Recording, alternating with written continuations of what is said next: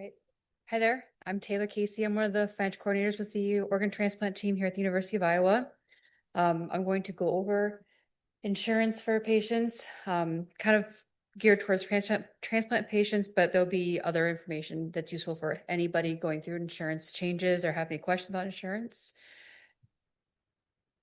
We're going to go over commercial, private insurance, Medicare, Medicaid, how coverage works for transplant, Medicare for kidney transplant patients, the Medicare BID, which is a little tricky, changing insurance, what to do when you're switching employers, loss of employment, if you're retiring, or if you choose to pick up insurance through the open healthcare marketplace. There's my whole introduction there. Okay, some keywords you'll see throughout the here is just, go over what COBRA coverage is, co-insurance, co-payment. Those might not be in the slides this year, but those are, what you pay for services. Deductible, again, what you pay for your health insurance or what you pay for services. HMO means health maintenance organization. That's kind of a restricted network for insurance. Out-of-pocket max, that's how much you'll spend in the entire year for insurance, for services. And then PPO is just preferred provider organization, just means you have a larger network to see for providers. So the different types of insurance we have here. So we'll go over employer group health plan. A lot of employer groups will offer PPO or HMO plans. The difference in those plans actually can just be the price of premiums. Some PPO plans cost more typically than an HMO plan. PPO plans allow you to go out of state typically. HMO plans tend to restrict you to the state you're currently living in. There's also something called exclusive provider organization plans. Those ones are a weird hybrid between PPO and HMO plans, so they can be a little tricky to navigate. And then there's point of service plans. My experience with point of service plans is those kind of run like a PPO plan, but like a little bit like an HMO plan at the same time. But they're pretty easy to navigate. With employer group health plan, they'll be deductible and out of pocket, co-insurance, co-pays, which is what you pay for your services. They almost always include prescription coverage. It'll either be embedded into that medical plan or you'll get a separate card that tells you your insurance benefits for who you go through for the pharmacy. Marketplace plans, those are very similar to employer-based plans. They're purchased through healthcare.gov or licensed health insurance agent. A lot of states offer only HMO or EPO plans. I've dealt with a lot of patients where they are from out of state. They want to come to Iowa for services. Unfortunately, the marketplace plan they have is only an HMO plan and they can't come here. So we got to navigate that and see what options they can go with from there. Same thing, they have deductibles, out of pockets, co-insurances, co-pays. They always include prescription coverage from what I've seen. It's embedded with the medical plan. A lot of times you pay the same deductible out of pocket, so they combine together. You cannot purchase a marketplace plan if you're already on Medicare or Medicaid. I do have patients who they have marketplace plan before getting Medicare, and you're allowed to keep those plans the same. But if you are on Medicare and try to get a marketplace plan, that's not possible. Or they shouldn't be selling it to you. I've seen people get sold those plans anyways, but they weren't supposed to. Medicaid, same thing. If you have Medicaid through the state, you should not be able to get a marketplace plan. Again, though, I've seen some patients where some insurance rep decides to make money off of them and still signs up for a plan regardless. So just be aware of that. Medicaid, that is a state-run insurance program. It is available to those who meet income or disability requirements. Some states have expanded Medicaid. So like in Iowa, we currently offer Medicaid to people based on income alone, not just disability. So if you're, I think it's 135% below or above poverty, then you can pick up Medicaid. Other states, you have to have a disability qualifier through Social Security to be eligible for Medicaid. Some states, Iowa's one that offers managed care organizations. So you might have the state Medicaid, but the state Medicaid is called something different. So like in Iowa, we have WellPoint, Iowa Total Care, and Molina. Other states have different names for all the different Medicaid plans they have, but they all work about the same anyways. The one thing with MCOs that's a little different than having standard Medicaid is that some MCOs might restrict your care to certain providers. It just really depends on who they want to contract with or if that provider wants to contract with that specific insurance. I know in Iowa, there's some providers that they'll be contracted with WellPoint, but they won't contract with Molina. So you kind of have to figure that out. The other thing with Medicaid is that they're low to no cost. Some programs, they do have a small premium depending on your income. Co-pays for the plans, typically you don't pay anything for office visits, but if you go to the emergency room, it might be a $3 copay. Medications are usually a $0 to $3 copay. Medicare, a lot of information here for Medicare. So to explain Medicare as simply as I can, you have Medicare Part A, which is your hospital insurance. That is if you are inpatient. So if you're inpatient for surgery, if you're, inpatient for any reason, other than observation goes through Part B, but inpatient Part A, you might have to pay a deductible. There is a co-insurance and there is no maximum out of pocket. So there's a 20% co-insurance and you just keep paying that 20%. There is no stop. Part B, that's the medical insurance side of it. That is if you go to see a doctor. So any office visits, outpatient visits, those are going through Part B. Also, some medications go through Part B as well, as in immunosuppressants after transplant. Those will also go through Medicare Part B. Also has a deductible, co-insurance, no maximum out of pocket. Then you have to pick up Part D coverage. That is for prescriptions. So medications that aren't covered by Part B, these plans typically have a deductible. This year, I think the max deductible is $590. Next year, it goes up to, I think, to $610 is the deductible. You have co-pays, co-insurance, just depends on the tier of the medication. There is a maximum out of pocket for these plans. This year's $2,000, next year's $2,100. And then there's an option to pick up a Medigap plan or a Medicare supplement plan. These plans are secondary to Medicare. What they do, their purpose is that you purchase these plans and they cover the 20% after Medicare pays. So Medicare pays 80%. These supplement plans cover the remaining 20% for you after you pay your Medicare deductibles. So that's what helps you not have to pay thousands and thousands of dollars in medical bills once Medicare pays. The thing with Medicare is that you can go anywhere that takes Medicare. So a lot of providers are contracted with Medicare. They kind of have to be. So any provider that takes Medicare, you can go there. There should be no issue. Then there's Medicare Advantage plans. Not my favorite, but they're available. They combine both Parts A and B. You have to continue paying your Part B premium or Part A as well if that's applicable to you. There is sometimes a separate premium for the plans. A lot of them offer we're a zero premium plan. That means you still have to keep paying your Part B premium. Some patients think, oh, $0, I'm not paying my premium anymore. You still have to pay Part B, but you might not have to pay a premium for that specific Advantage plan. Sometimes they have deductibles. There's co-pays, co-insurance, out-of-pocket maximum. So these plans help patients who, let's say if they can't afford a supplemental plan to their Medicare, but don't want to keep paying the out-of-pocket each year. These plans would have an out-of-pocket like a normal commercial plan would.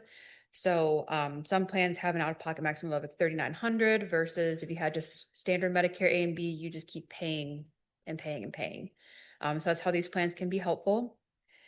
Some plans include the Medicare Part D coverage as well, and all wrapped into one plan.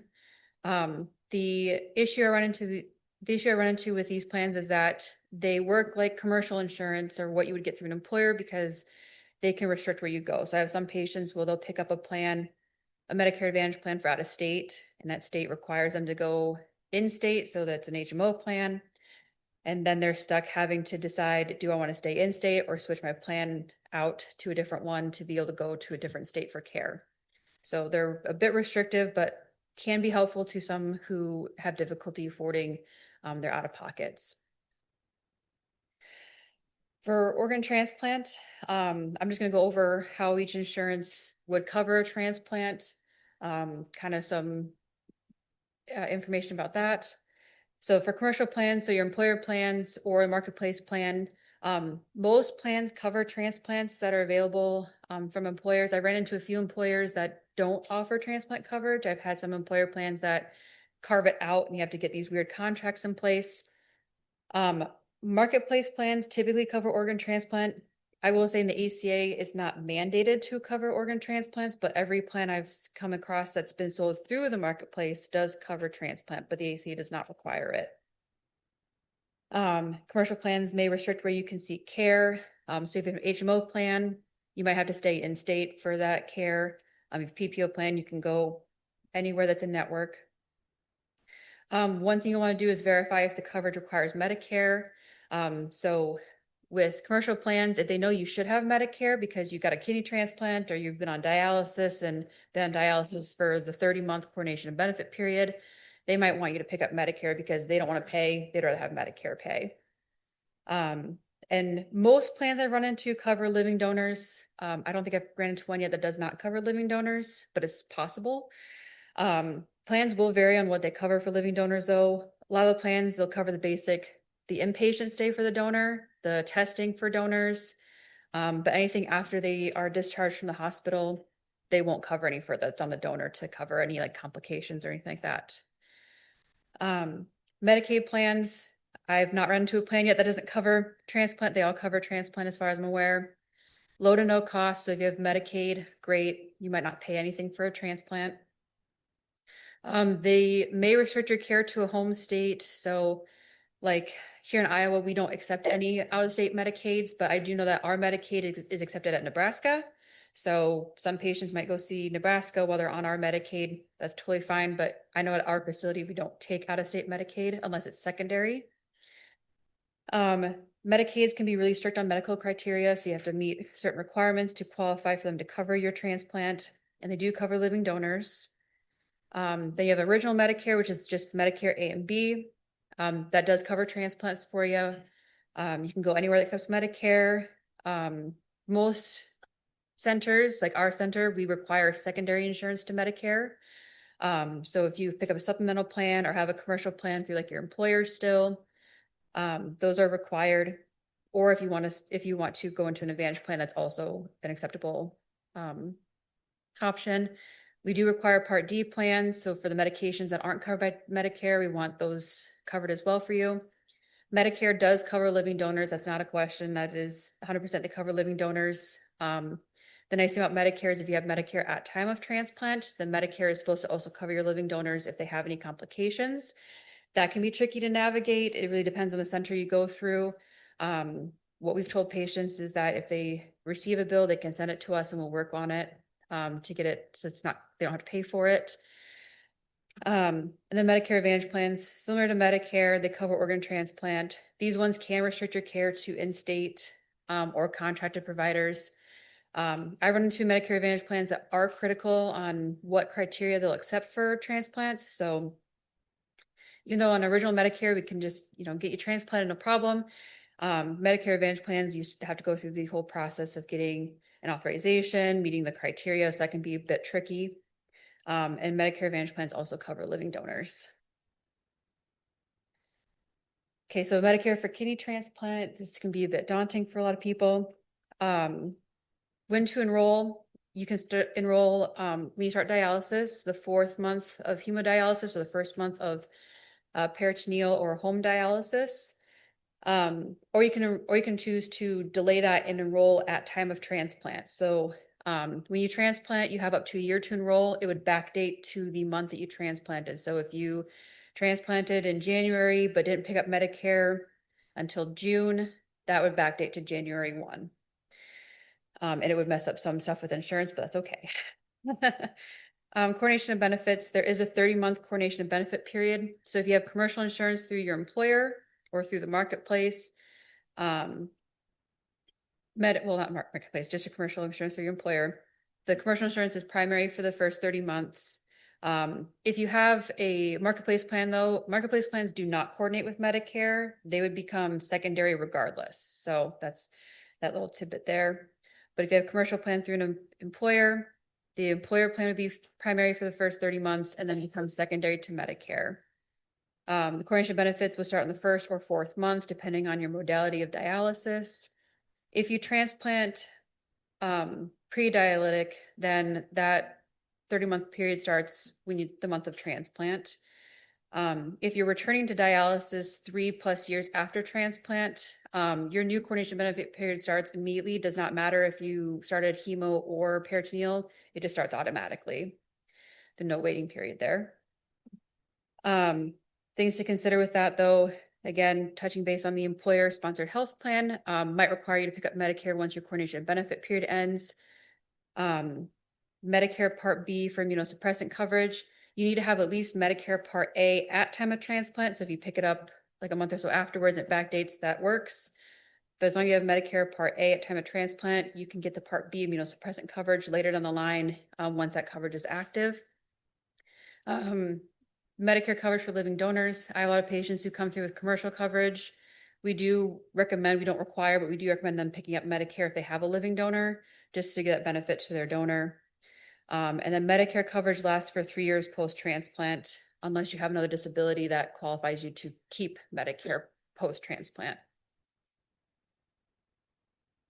One thing I get asked a lot about is the Medicare BID. That is something new within the last, I think, 4 years. And it's really tricky. It'd be a really nice resource to have for patients, but it's very, very low acceptance rate for it. So you must have Medicare at time of transplant, both A and B, and you must continue to carry it for the full 36 months or 3 years post-transplant to qualify for the Medicare BID. You cannot qualify for any other coverage. That means you can't qualify for an employer plan, a marketplace plan, a Medicaid plan, any federal plans like TRICARE. You can't qualify for any of those other coverages. You are subject to the out-of-pocket expenses. So there is no out-of-pocket max. You have to just keep paying for it. Has a reduced monthly premium. So you wouldn't pay the full Part B premium. You pay I believe it's income-based monthly premium. And there is some assistance for that. You can apply through Social Security for it. But basically, this plan only covers your drugs, which is to help out with rejection. I wish it was more helpful. I've heard that only like 40 people in the entire country qualify for it a year because everybody else usually has coverage available to them. So they tried to help out, and this is as far as they got with that one. Going into changing insurance. So this one could be a bit tricky. I have talked a lot of patients through changing their insurance when it comes to with their employer or losing their job or what have you. So typically when you start a new job, you have about 60 days to enroll into your employer's coverage. I do know that there's a lot of employers out there that now have a 90-day waiting period before you can pick up coverage through them. So if you had to work there for 90 days before you qualify for their health insurance, so that puts people kind of in a bind there. If your new employer does not offer insurance or it's not affordable, you can purchase a plan through the healthcare.gov. What you want to do though with that case is you want to enroll 60 days prior to your loss of coverage or within 60 days of losing coverage. If you don't enroll in that window, you have to wait to open enrollment. So you could go even longer without insurance. Or an option is to pick up COBRA from your previous employer while you wait for this gap in insurance. So most employers would offer you COBRA when you leave, depending on their employer size.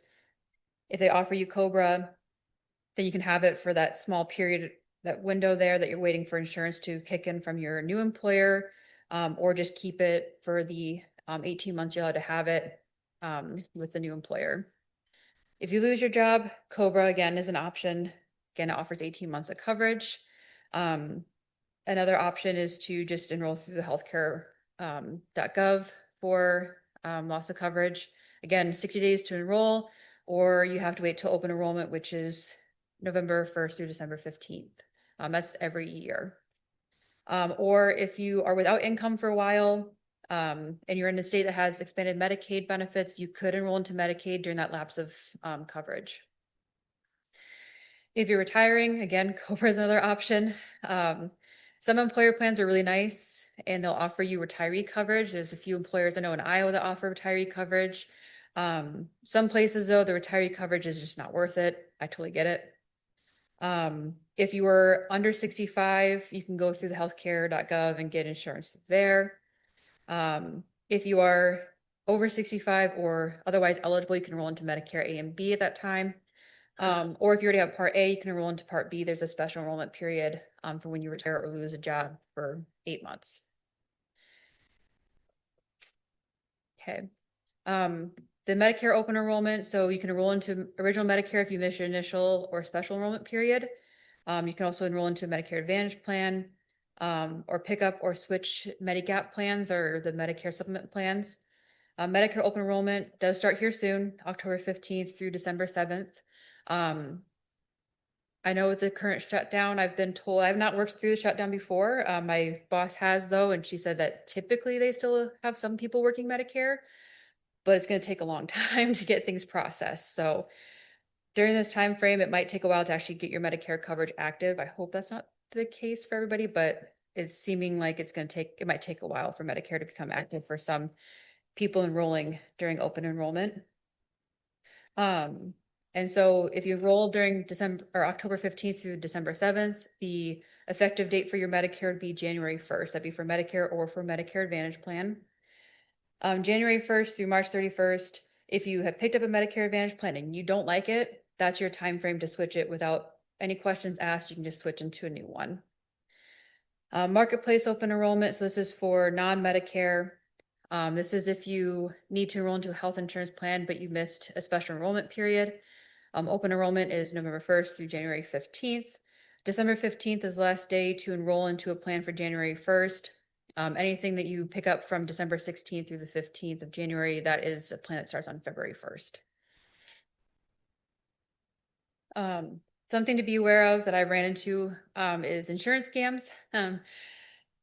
One thing to think about is if you're going online looking for like low-cost health insurance or somebody to help you out with health insurance, you really want to stay with healthcare.gov or go through a known insurance broker in your area. So, I wouldn't try going with anybody online. I've had people who go online and they're like, fill this form with your name, your date of birth, your address, your phone number, your email. And sometimes that's enough information for that insurance rep to sign you up for a plan without you even knowing it. They'll lie on the application, say that you have no income, but you don't qualify for Medicaid. And then you now have this marketplace plan that you had no idea that you had. It's a big mess. I've had to talk, gosh, at least a dozen or so patients out of that within the last 2 years. There are limited benefit plans. These are plans that offer basic coverage. It is usually just like one office visit a year, 1 to 3 office visits, 1 emergency room visit, 1 hospital stay. They only cover up to a certain amount. So these plans are not super effective. They are not useful for transplant, that is for sure. Then there's insurance alternatives. I have some patients who do like these plans, but it really depends on the facility. The facility takes these plans if they accept them. Transplant being something very expensive, we don't take them as primary coverage. These are health share plans. So plans where they can't market themselves as insurance. That's illegal for them to do that, but some of them still try to kind of skirt that and say they're insurance. But any healthcare coverage that can't legally say their health insurance can be an issue when it comes to transplant or even just for general health care. Here are a list of resources. They would be in the slide deck you guys might have received. So the numbers, links to all the different websites that have really good, useful information out there. And then if we have time, any questions? I know it's a lot of information.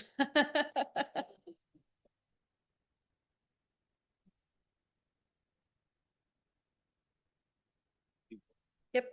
I have a question. So it's exceedingly complicated, but like if you change employers and you get COBRA, who gets to decide whether the COBRA is 1 month or 6 months or 18 months? Is it what you decide to buy? It's what you decide to buy. So they're required by law, if they offer you COBRA, they're required to offer it to you up to 18 months. And it has to be the same plan. It can't change it each year. It has to be like the same plan that you had previously. It has to continue. Or it has to be the same insurance that they're currently offering employees. So it is basically up to you at that point, though. If you want to keep it for just a month or 6 months, that's up to the person purchasing the COBRA, but they're required to offer it for 18.